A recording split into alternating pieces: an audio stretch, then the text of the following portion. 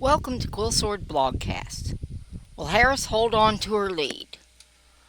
July 21st, 2024. Democrats. Yay! We have a candidate that isn't Biden! July 22, 2024. Democrats. Oh, our candidate is Harris. Yay! August 6, 2024. Democrats. Crap! Okay, I'm going to say this for the umpteenth time. The polls are crap. Yes, 3 months out is still too early. Undecideds really start to solidify about 2 months out. Following the poll numbers is pointless. But who can resist a pretty bouncing ball? At this point in time, I'm still only looking at the trends, not the actual numbers. Trends are bad enough. Sheesh, Harris was supposed to have a bounce. Lackluster doesn't begin to cover it. Yes, I've heard the media coverage.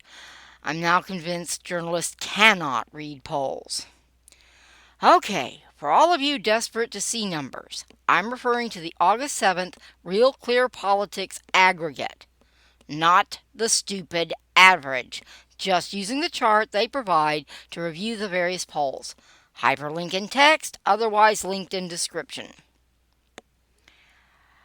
Only a handful of these things use likely voters, which means the vast majority are garbage. Pure and simple. It's way too late to be using registered voters. Pollsters only do that when they care more about what the results look like than what they actually represent. It's a big red flag that the polls are trying to manipulate the voters instead of representing them. Of the not garbage likely voter polls, 3 of the 4 show Trump with a significant lead, and the 4th shows a good-sized bump for Harris. How reliable you think Survey USA is will tell how much you should trust that one bump for Harris. On the whole, the pattern is pretty much as expected. Harris should have gotten a bump. The problem is that the pattern only emerges when you look at the garbage registered voter polls. Even those aren't really showing much in the way of a bump. Pothole is more like it. Out of the 8 polls shown with Harris in the lead, the median is 3. That's pretty sad. Oh sure, Trump's is a 2, but with only 5 polls. If we look at the likely voter polls, he's got a +1 and a +5 to Harris's +3. Unlike Harris, we weren't expecting Trump to go up in the polls, but to stay the same or decline slightly, which is pretty much what happened.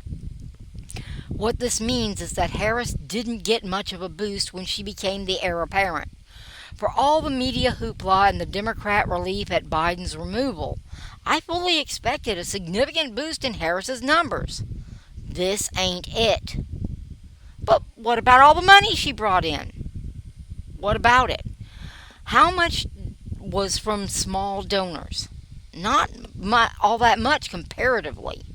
Corporations can't vote, and billionaires can only vote once. She has the war chest she needs for January, not August. Money is important, but it has diminishing returns. She needs to have spent most of that months ago to get the bang for the buck. But her rallies, all those people showed up. The rallies are bigger than Biden's, I'll give her that, but they're pallid in comparison to Trump's. Skipping the allegations of busing in rallygoers, paying for attendance, and the whole concert debacle, her crowds aren't that large. If folks won't show up to wave signs, they are unlikely to show up to vote. But Harris is in the lead. You read that stupid RCP average thing, didn't you? She is not in a clear lead. I don't see good cause to assume any lead. Give it a couple of weeks to shake out. Of course, Harris doesn't have that kind of time. She already had hecklers from her party's crazy base show up at one of her rallies. The DNC is only 7 days away as of this writing. The best she can hope for is that the convention doesn't hurt her. It would be a miracle if she got a successful convention. She isn't likely to get much, if any, boost going into the final stretch, the general election. I'm assuming her running mate doesn't become more of a liability than he already is. He's got scandals coming out of the woodwork. Normally, that's not a huge deal, especially since he won't help her win Minnesota. But Walz is much better in front of a crowd than Harris is, and is beginning to outshine her. If he becomes the face of the ticket at the convention, he'll take the ticket down. Assuming Harris doesn't beat him to it. Her non-answers and allergic response to the media engagement are beginning to grate on the public and the media both. Will she show up for the Fox debate on September 4th? All she keeps repeating is the September 10th date that was negotiated for Biden. Trump has committed to 3 debates, including September 10th. The smart move is for Harris to accept. Any other candidate would accept, because not showing up is going to look really, really bad. Trouble is, Harris is a lousy debater. Trump will eat her lunch. That might be okay if Trump gets overly aggressive, but no one expects Harris to hold her own enough to look competent. Well, it probably won't be as bad as the Biden debate. Probably. Trump wants a September 4th debate because it comes before the early voting starts. Harris is a complete idiot if she doesn't show up. Giving Trump an hour and a half of free primetime town hall on the largest news network is insane. But her campaign is being run by Howdy Doody, with apologies to Howdy Doody. Oh, I know. There's a lot of headless Republican chickens running around squawking that Trump is messing up and going to lose. Calm down, guys, and go reattach your heads. So, word has it that Harris's campaign is being stage managed by one of Obama's team. Am I supposed to be impressed that the idiots that got the Democrats into this disaster on toast are in charge of the dumpster fire campaign of a campaign that is supposed to save them? Look, I hate to break it to you, but this whole Biden fiasco was not some super 4D chess move. The Keystone Cops have a lot more on the ball than this bunch of amateurs. None of this was brilliant. Exactly the opposite. The senile old man they backstabbed outsmarted them. Harris was the worst possible replacement, and they're stuck with her now. Look, Obama was a good candidate. Likeable, smart, and capable of coherent speech, unlike most of the Democrat field of late. Running a campaign with a candidate that doesn't choke in front of cameras is a cakewalk compared to trying to win an election with a candidate that can't handle sit-down interviews with friendly journalists. And don't start in about 2020. COVID can't save Harris.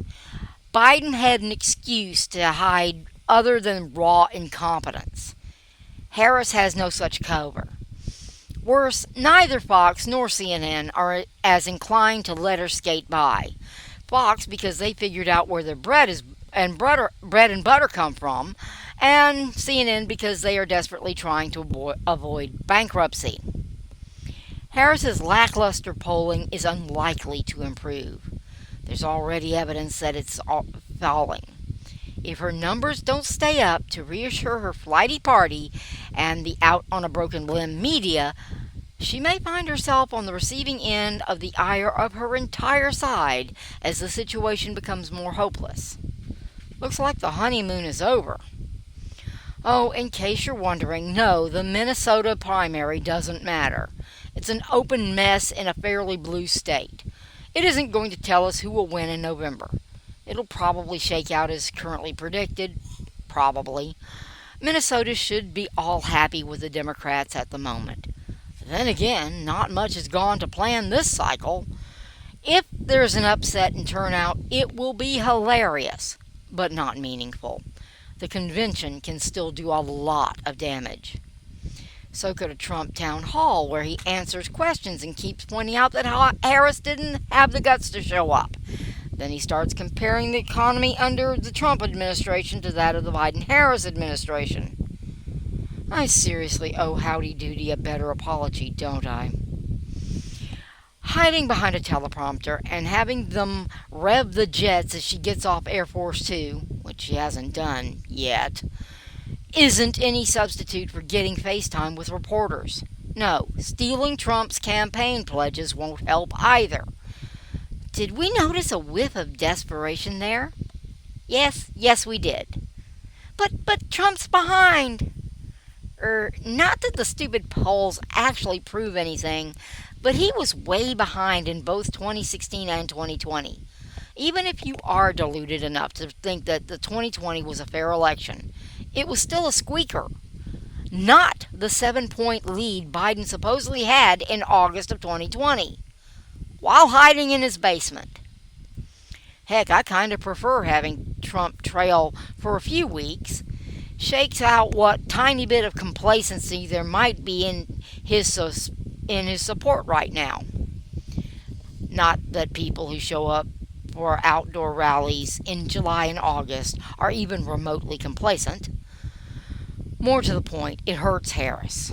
The longer she is supposedly in the lead, the more Democrats who don't want to vote for her but don't want Trump to win will decide that they can sit this one out. The media, in its incompetent desire to get all things Trump, will hype the daylights out of the Harris campaign. If she's going to win anyway, you don't actually need to vote, right? That's precisely what finished off Clinton. Come September, I'll start to take the polls more seriously. By October, I'll probably be down to telling you their crap only once per post. Okay, seriously, the polls won't be great ever. That's baked into how the sausage is made. But the closer they get to the general election, the better they will be done. All these Harris versus Trump polls are just hot air. There's nothing to check them against. That changes as we get to within 4 weeks of November 5th. It's really easy to see how messed up the polls are when they aren't even vaguely close to what the election itself shows. The only poll that counts is the election. But the pollsters would like to keep their day jobs, so they need to look like they know what they're doing when it counts. That would be when everyone can see whether or not they got it right. The election. That's a very long time away and much too close for Harris's comfort. I know it contradicts. But Harris does not have the time to lay the groundwork for a campaign requires, and she just wasted 22 days avoiding the media. She needs that FaceTime. She needs interviews and debates as well as a tough press conference. Without them, she can't build any true excitement. No one knows who she really is, and they are rapidly losing interest in finding out. Harris's team has no idea how to deal with all this, and the little time they have left is not going to be enough to figure it out. November is coming much too soon. For Trump, the opposite is true. He's unlikely to misstep this late in the game, but he's up against people that lack anything resembling scruples. Just ask Joe Biden. A last-minute surprise might damage the campaign too late to recover. It's going to seem like an eternity until November. Everyone keeps advising Trump, but he seems to be doing just fine so far. If I were to advise either candidate, it would be Harris. Sadly, the best advice for her probably won't get her an election victory. But she really is best advised to get in front of the media immediately. Put your dang policy position on your silly website, girl. Stop acting like a little kid and start acting like a tough professional. No one wants to elect an indecisive 10-year-old. Take all 3 debates. State your own policies and defend them. Interview with anyone that will let you, except The View. I know, but you need to look presidential, not silly and partisan. Do at least one press conference a week. If you gaffe, own it and correct it. You can't lose the annoying part of your laugh this quick, but you can be careful not to laugh nervously. Stop covering by laughing when you feel stressed. It makes you look insecure. Be what people want in a president. Decisive, witty, and professional at a minimum. Knowledgeable would be a big plus. If the rumors are true about your lack of preparedness, knock it off. It's time to cram like crazy. Every interview is a pop quiz. Cram accordingly. Will it win 2024? Maybe, but not likely. However, if you pull off something like a graceful landing this year, you're a long way to setting yourself up for a 2028 run. But Kamala, to do that, you have got to be on your A game. Now, today, and for the next 3 months. Hire Carville if he'll take the job. You'll hate him, but he knows what he's doing. Obama's crew had an easy candidate. Carville had Bill Clinton and got the Waffleman elected. Will Harris do any of that? Heck no. She'll never even see this little blog, and Carville won't take her calls. Probably. Besides, it's not hard to cram for a pop quiz. However, she needs to cram for her comprehensives. By tomorrow! My only other advice to Harris would be to enjoy her little lead while she has it. The election is likely to be brutal, and that faint little boost won't last long. Back to the Republicans, it is interesting that they are gaining in the number of registered voters. It's interesting because the Republican leadership has ignored registration drives for decades. Looks like the new leadership is doing a good job. Probably. Does that mean Trump will win? No, it doesn't mean anything. Inter- and intra-state moves result in people changing their registration. Intra-state should zero out, but interstate can't tell a new Republican from an old one. You'll see people get excited over this, and it does signal a change in Republican leadership. But you cannot gauge an election by voter registration. Too many factors can cause it, and besides, more people registered as independent, which tells us nothing about the race. Well, there is one tidbit that's a little bit strange. The Democrats seem to have lost quite a few registrations. That may not bode well for the future, but it can also be statistical noise. We'll find out in 3 months. The issue is how well will Harris do in the polling over time. So far, the indications are not well. The extensive use of registered voters smells of pollsters desperate to get the right result rather than the real one. I even saw one poll cited on Fox that had a margin of error of, I kid you not, plus or minus 4.2. For those of you who don't speak statistics, that's an 8.4 spread. It's huge. It's also almost certainly rigged. You only use ridiculously large margins if you are trying to cheat. Pollsters do that way too often. As the election nears, they can't get away with this nonsense. It's so close that I doubt they will keep it up for more than a week or two, if that. The better polls will fudge a bit for about as long, but unless Harris has a real increase in the polls that doesn't involve only polling Democrats, this is about to go downhill fast. Pollsters can cover her well away from the election when they can use faked results to try and influence voters. And yes, the only polling one side, or at least skewing toward one side, is a very real thing. This is why you read all that itty-bitty little print. Pollsters are only as honest as you make them be. A lot like politicians. Regardless, pollsters will get caught by even the most poll illiterate people if they try monkeying around with the results too close to the election. Judging by that mess on RCP, I'd guess the better pollsters are already skittish. Seriously, that's a tiny lead, if it's even real. Weren't the Democrats all happy about their new candidate? Guess they finally noticed who they were stuck with. We'll know for sure soon enough, but it already looks like the honeymoon is really over. Just in time for the Democratic National Convention. Yay! Still here? Well, Thanks for tuning in to Quill Sword, where we blend snarky commentary with political education from a conservative Christian perspective. If you found value in today's episode, be sure to like, share, and subscribe to stay updated with our latest content. Your comments and feedback help us to grow, so don't hesitate to share your thoughts in the comment section. And don't forget to check out our Quill Sword shop for this week's featured t-shirt design, along with other unique, snarky, and insightful styles. Visit us at quillsword.net /quill sword shop to show your support.